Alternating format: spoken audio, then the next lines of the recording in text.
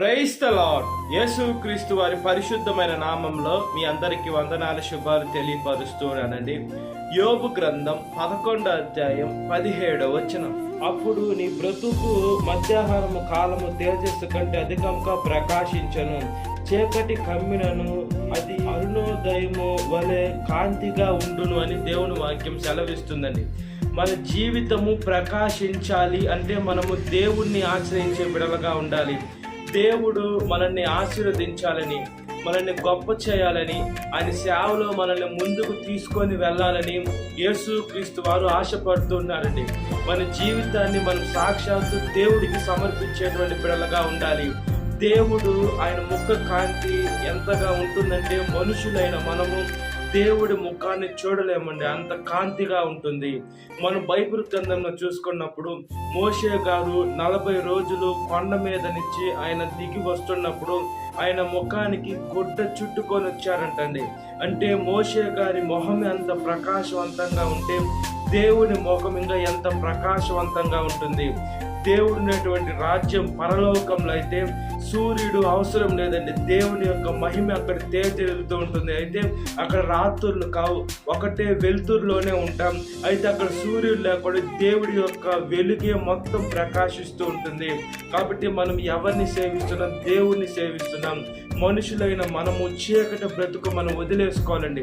మనము వెలుగు సంబంధం, మనం సేవించేది యేసు క్రీస్తు వారిని. కాబట్టి మనము దేవుని వాక్యానుసారంగా బ్రతకాలి.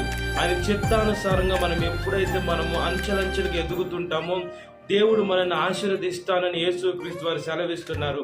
మనల్ని గొప్ప చేసేటువంటి దేవుడు, ఆయన ఆత్మని మనకి ఇచ్చేటువంటి దేవుడు. సూర్యుడు ఉన్నాడు, సూర్యుడు అస్తమించినప్పుడు అది మధ్యాహ్నం ఎంత వెలుగుగా ఉంటుందో మన జీవితాలు కూడా అంత వెలుగుగా ఉంచుతాను అని యేసు క్రీస్తు వారు సెలవిస్తున్నారు. అయితే మనం దానికి ఎలా ఉండాలి? దేవుడి దగ్గర ఎంత దీనంగా మనం రావాలి. ఈ లోకంలో మనుషుల దగ్గరికి వెళ్తాం సహాయం కోసం, వాళ్ళు ఏం చేయమన్నా చేస్తాం. మన సిగ్గుని పక్కన పెట్టి మనల్ని మనం తగ్గించుకొని మనుషుల దగ్గరికి వెళ్తాం. వాళ్ళు మనకు పగస్తులైనా లేదా మనకు కీడు తలపెట్టాలని అనుకున్నా, ఎలాంటి వారి దగ్గరికైనా మనకు సహాయం కావాలంటే మనం వాళ్ళ దగ్గరికి వెళ్తాం. అయితే మనల్ని ప్రేమించే దేవుడి దగ్గరికి వెళ్దాం. దేవుడికి ఏమైనా అసాధ్యమైనది ఏమైనా ఉన్నదా? దేవుడికి ఏమన్నా కపటం ఉందా? లేకుంటే అతనికి చేయను, ఇతనికి చేస్తాను, ఈ దేశంలో భారతదేశం వాళ్ళకి చేయను, ఇశ్రాయేలు వాళ్ళకి చేస్తాను, వాళ్ళు నా బిడ్డలో యూదులకే చేస్తానని అంటున్నారా? దేవుడికి ఏ పార్షియాలిటీ లేదండి. దేవుడు అందరినీ ఒకటేలాగా చూస్తున్నాడు, అందరినీ ఒకటేలాగా ప్రేమిస్తున్నాడు. దేవుడు ప్రతి ఒక్క బిడ్డని ఆశీర్వదించాలి, ప్రతి ఒక్క బిడ్డని ఆయన ఆత్మతో నింపాలి అని యేసు క్రీస్తు వారు కోరుకుంటున్నారండి. మన జీవితం మధ్యాహ్నం కాలం తేజస్సు కంటే అధికంగా ప్రకాశించాలంటే మనం దేవుణ్ణి ఆశ్రయించినట్లుగా ప్రార్థన.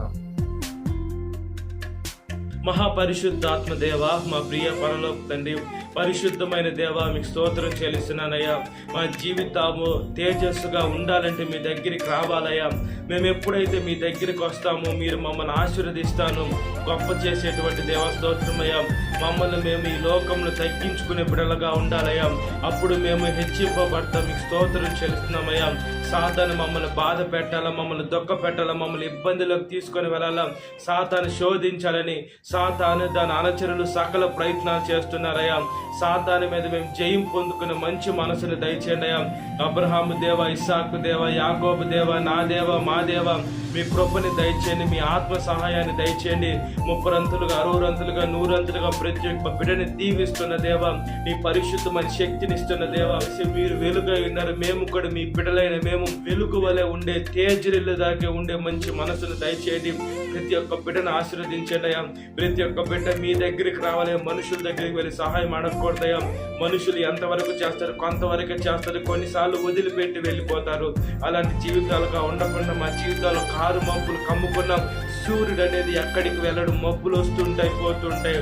దేవుడు మా దగ్గరికి ఎప్పుడు ఉంటాడు. ఈ లోకంలో శ్రమలు బాధలు వస్తుంటాయి పోతుంటాయి. కాబట్టి మిమ్మల్ని విశ్వసించే మంచి మనసును దయచేయమని, సాతాను శోధన ప్రతి ఒక్క బిడ్డని విడుదల దయచేయండి.